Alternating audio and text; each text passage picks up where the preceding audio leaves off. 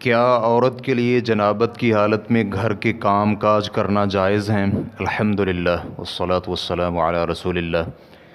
سوال کیا گیا ہے کیا غسل جنابت سے قبل عورت کے لیے گھر میں عادتاً کیے جانے والے کام کرنے جائز ہیں، مثلاً کھانا پکانا اور بچوں کی دیکھ بھال وغیرہ کرنا؟ رہنمائی فرما دیں۔ الجواب بعون الوہاب۔ جنبی کے لیے نماز، طواف اور مسجد میں ٹھہرنا اور قرآن مجید کی تلاوت اور اسے پکڑنا حرام ہے، لیکن اس کے علاوہ باقی کام کرنے جائز ہیں۔ لہٰذا عورت پر کوئی حرج نہیں کہ وہ جنبی حالت میں کھانا تیار کرے یا پھر گھر کے دوسرے کام کاج نپٹانے بھی جائز ہیں، اور اسی طرح بچوں کی دیکھ بھال کرنا بھی جائز ہے۔ اس کی دلیل یہ حدیث ہے۔ ابو ہریرہ رضی اللہ عنہ بیان کرتے ہیں کہ نبی علیہ السلام مدینے کے ایک راستے میں ملے تو میں جنبی حالت میں تھا، اس لیے میں وہاں سے کھسک گیا اور جا کر غسل کیا، پھر نبی علیہ السلام کے پاس واپس آیا تو آپ علیہ السلام نے فرمایا، اے ابو ہریرہ کہاں تھے؟ ابو ہریرہ رضی اللہ عنہ کہنے لگے، میں نے کہا میں جنبی تھا، اس لیے میں نے ناپسند کیا کہ ناپاکی کی حالت میں آپ کے ساتھ بیٹھوں۔ تو اللہ کے پیغمبر علیہ السلام فرمانے لگے، سبحان اللہ، مسلمان تو نجس نہیں ہوتا۔ صحیح بخاری حدیث نمبر 279، صحیح مسلم حدیث نمبر 371۔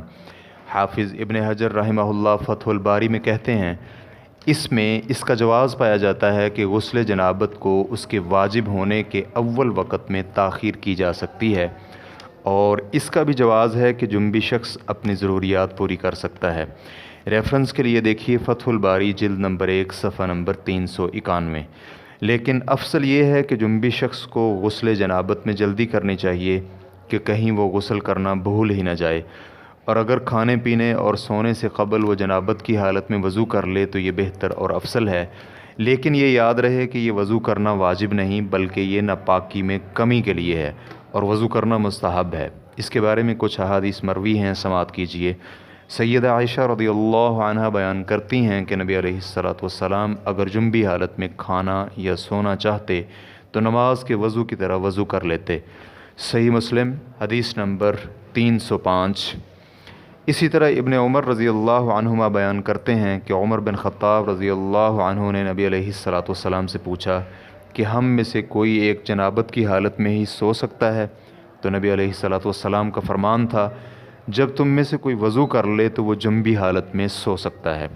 صحیح بخاری حدیث نمبر 283، صحیح مسلم حدیث نمبر 306۔ امام نووی رحمہ اللہ کا کہنا ہے، اس حدیث میں اس بات کا استحباب پایا جاتا ہے کہ جنبی شخص ان سب کاموں کے لیے اپنی شرمگاہ کو دھوئے اور وضو کرے، اور خاص کر جب وہ اپنی دوسری بیوی سے جمع کرنا چاہے جس سے جمع نہیں کیا، اس کے لیے اپنے عضو تناسل کو یقیناً دھونا مستحب ہے۔ ہمارے ہاں اس وضو کے واجب نہ ہونے میں کوئی اختلاف نہیں، امام مالک اور جمہور علماء کرام کا بھی یہی کہنا ہے۔ ریفرنس کے لیے دیکھیے شرح مسلم للنووی جلد نمبر 3 صفحہ نمبر 217۔ شیخ الاسلام ابن تیمیہ رحمہ اللہ کہتے ہیں، جنبی شخص جب کھانا پینا اور پھر سونا اور دوبارہ جمع کرنا چاہے تو اس کے لیے وضو کرنا مستحب ہے، لیکن بغیر وضو کیے سونا مکروہ ہے، اس لیے کہ صحیح میں نبی علیہ السلام سے ثابت ہے کہ آپ علیہ السلام سے پوچھا گیا کہ آیا ہم میں سے کوئی ایک جنبی حالت میں سو سکتا ہے؟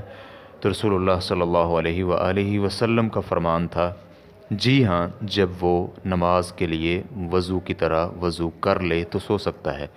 ریفرنس کے لیے دیکھیے مجموع الفتاوی الکبریٰ لابن تیمیہ جلد نمبر 21 صفحہ نمبر 343۔ واللہ تعالی اعلم۔